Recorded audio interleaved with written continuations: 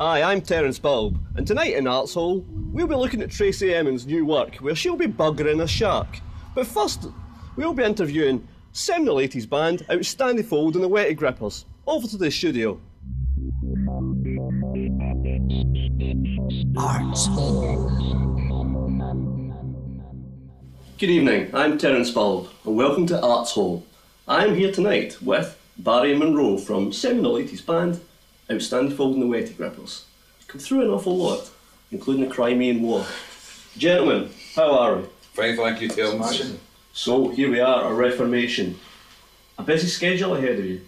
So, how are you getting on with the reformation of the band? It's taking shape very slowly, isn't it, Barry? Very slowly. But we are hoping to add 3 new members in the very near future. Oh, very interesting. So, gentlemen, is it Outstandifold and the Wettygrippers, the seminal 80s band? Is it up there with such luminaries as Dana, Sheena Easton, all contemporaries of yours? Is it? Yeah, we had some good times with Sheena back in the day, didn't we? She was quite a girl. She's a player. Dana just couldn't keep up with that girl, to be honest with you. Too much carry on. I heard she was half rice, half chips, true? To an extent, there's a dab of curry sauce involved in there as well. A veritable sexual smorgasbord. If you're Swedish, aye? So, we're not here to talk about these things, you know, we were all there in the 80s. Is it, if you remember you being there, you probably weren't. Very true, Terence. Yes, and there's many times we weren't there, weren't we? Oh, many times. That was Tom Baker, but that's for different reasons. Anyway, gentlemen, we're here to talk about your new album, Boys Looked About in Onions. Yes, very proud of it, is what we are as well. Yes, but it's taken you a long way to get here, you know, is that you never had your problems to seek back in the 80s. 26 years or something like that, isn't it? I'll be there. So talk to me about your first release. Is it the only available in Crooked Home EP? Yeah, that was a tune we wrote about 1984 called Naked. Of course, with the original lineup with the band. And it was financed by a local church group who gave us the money to record the single and the EP. And we released it via the Card & Pop In record shop in Finney Street. Very nice people. Sold over 3 copies.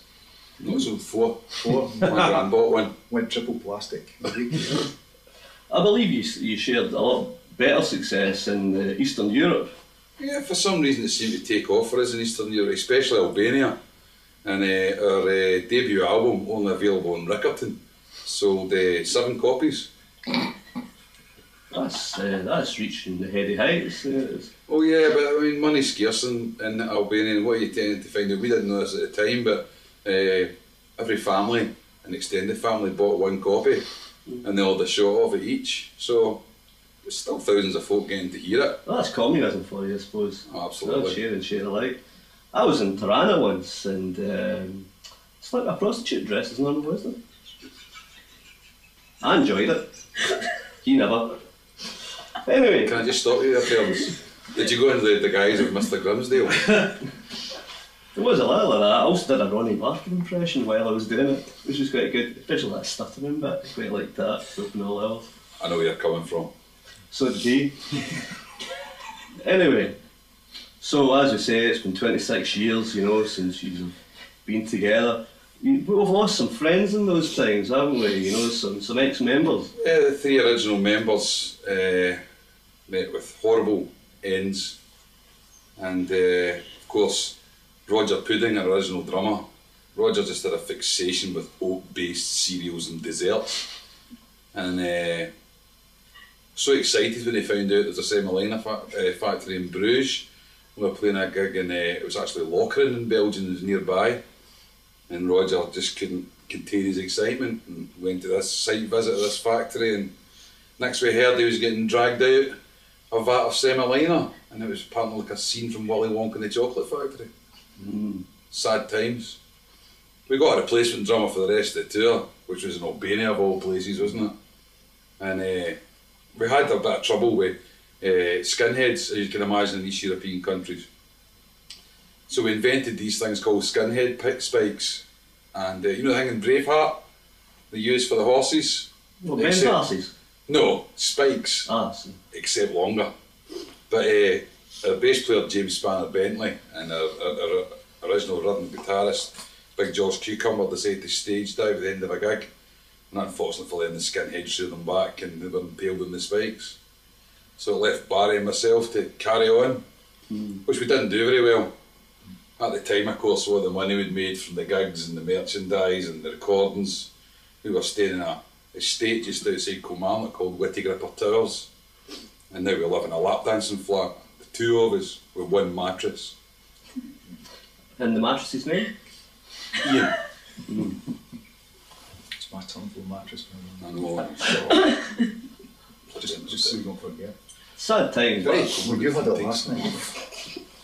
I refuse to talk about that just now. Would you like to leave? Always say that.